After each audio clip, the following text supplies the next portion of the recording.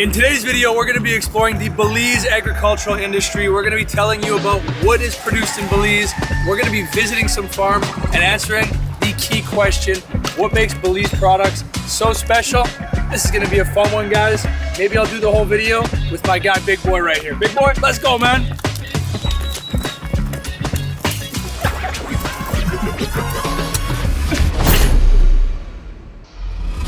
Typically when we hear about the country, we hear people talking about the tourism sector and all of the amazing natural things that come along with that, like the lush jungles, waterfalls, blue hole, 181-mile-long barrier reef, and so much more. But what about the lesser discussed agricultural industry? Agricultural industry is the second largest industry in Belize behind tourism, taking up approximately 20% of the country's GDP, a little bit more than that. And when you look at the arable land in Belize, we have about 5,676,000 acres of total land.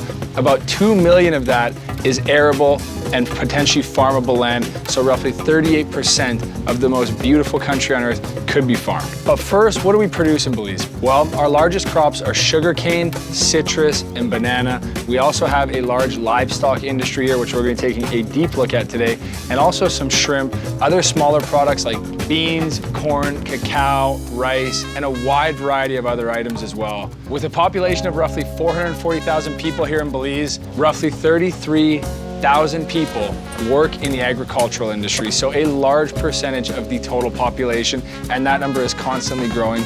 And our average farm size here is more of a mom and pop operation, about 100 acres. Today we're going to be looking at some larger farms that are about 2,000 acres, but we have a wide variety here. Me dedico a trabajar la agricultura. Siembro tomate, repollo y los salgo a vender así en todas las carreteras en Belice para beneficiar a los beliceños para un mejor Belice mañana. I've been here for over 27 years in this profession. Actually, I studied agriculture at Central Farm, and then I did my degree at UB. We try to use the least possible when it comes to pesticides. Hence, there is where we see, why we have a more organic way of planting and why our plants and our products are more healthier. One of the things that mainly makes it very special is basically the climatic conditions, right? Because the soils we are able to have different management practices, adapt many aspects of production, right? Yep. And for example, make it more sustainable. Everybody say, "Yo, get down."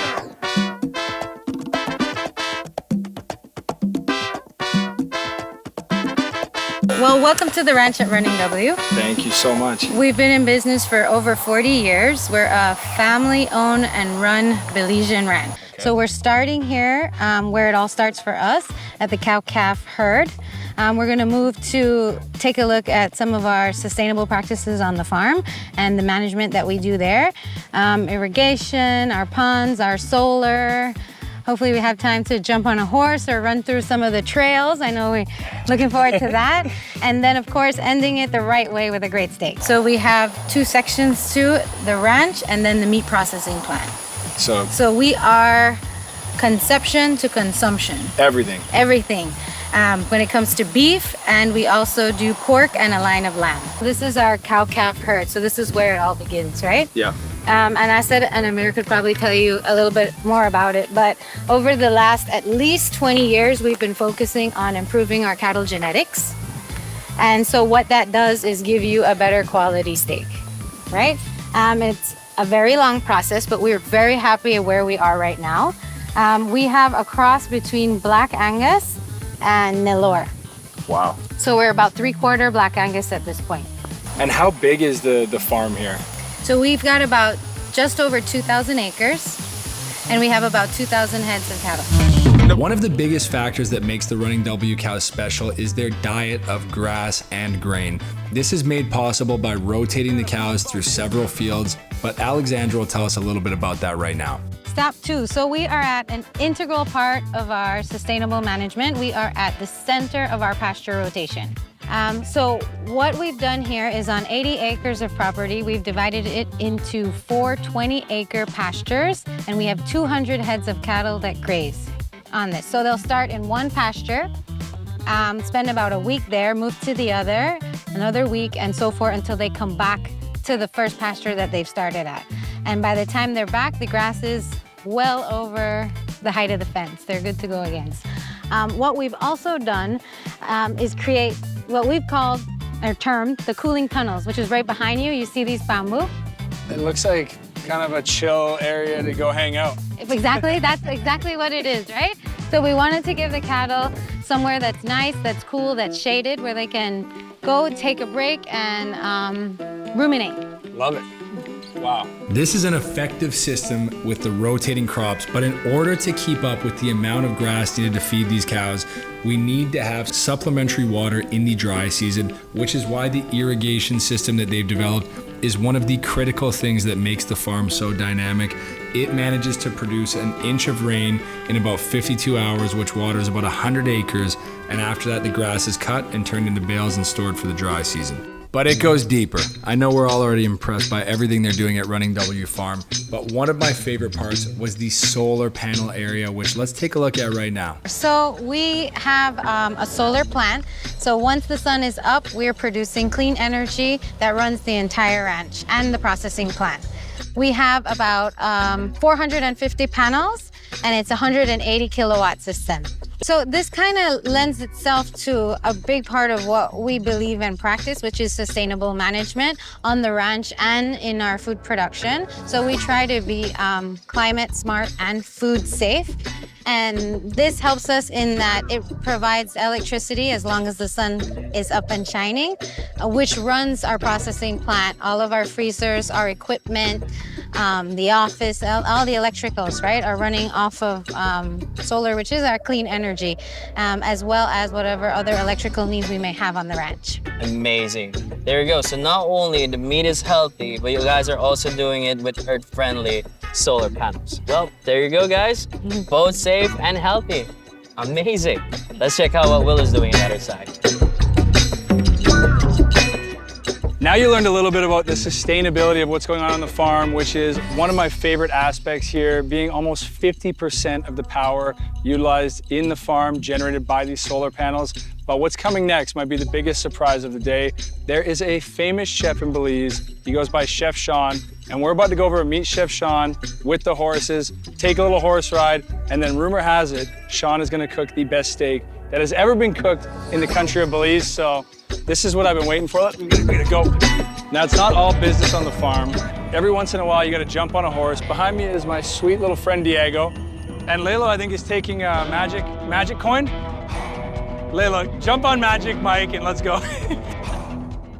All that touring around the farm has made me hungry, and now it's time to enjoy the fruits of our labor. Let's go over and meet celebrity Chef Sean, who I've been dying to do a video with for a long time now, and we're gonna cook some good meats up and enjoy. Welcome to Running W Farm! So Sean, I gotta properly introduce you here. You have so many things going on. You're running the restaurant at Hidden Valley. Yes, we have two restaurants in Valley, Slate and Sap. But actually, I'm here at the ranch at Running W because I'm their brand ambassador. I'm a brand ambassador for Belizean, for Smart, for Silkgrass Farm, Coconut. What aren't you doing, man? In Creole, they got a word they'll call me either sketel. So today for lunch, now that we know we got everything, we're Running W. Yeah. It's gotta be steak. What are we having today? Yeah. I'm sure you met Alexandra, you talk about genetics. Yep. Oh yeah. Genetics play a big role. But now, we have wonderful beef. We have ribeye.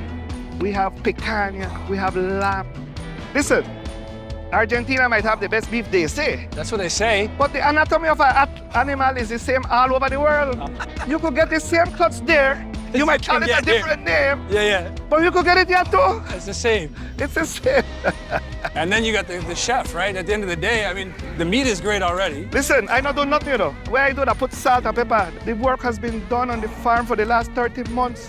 The aging, all I put is salt, and that's it. And that's it, and you're done. And then they say the chef is wonderful. That's not me. Sean, I'm getting hungry, man. Why, you're at the right spot. Welcome to the Palapa. Koya. Let's see. I'll show something. Oh. Why? Come here, Sean. So, Sean, I got a question. Yes, sir. When did you start cooking? How did you get into this? Why, good question. I started late. I was a musician before that, before turning a chef, yeah. What instrument? Well, I used to play with the Garifuna Collective, Punta Rebel, Super G. But before Super G, used to wear that shades by eye. We go to San Pedro and I got somebody there over there used to go to Jaguars, go dance up to. Yes, Really? but I used to be a musician playing Garifuna drums of all things. But then in 2004, I went to California to study culinary arts. Wow. So formally trained. When I get there, I learn French technique, French cuisine, escoffier, the kitchen, man. But when I come back home, I took all the things I learned and I just added it or implemented it to Belizean cuisine and cultures. And that's how this come about, no? Bye, let's go eat, yeah?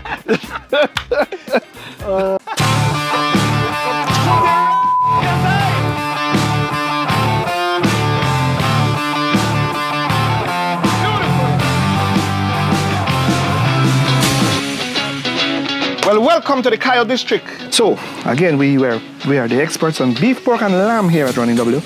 So we have lamb chops. Beautiful little lamb chop. This is sirloin. We have a ribeye chuck roll. And this is a famous picanha. You know when you're traveling Sky Mali and you see all the Faujo de Bragilio. Yep. We got it right there at Belize, by. So what you want to do? You want to start with throwing it on the grill? You tell me. Throw it on the grill.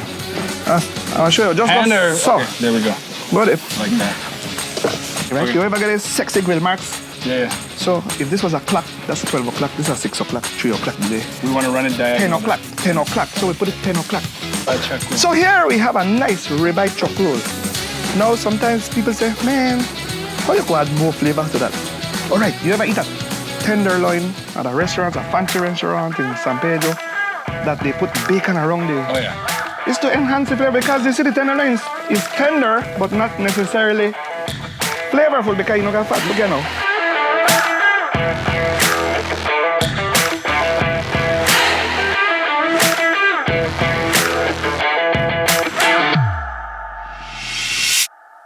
Put your rest, yes, guys! We don't play. We don't fake. This is, yes, you said it right. This is primal.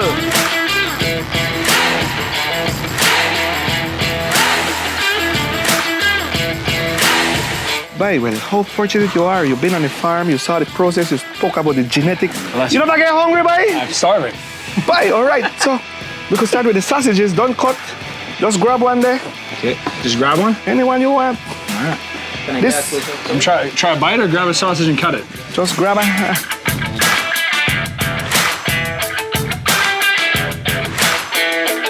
And there you have the picanha, right? You come and you just slice it. Look here. Just, Like a shawarma. yes, like a shawarma. Oh, wow. And then you get the temperature you like because you want medium rare, medium well, you stop there. You want to go down more?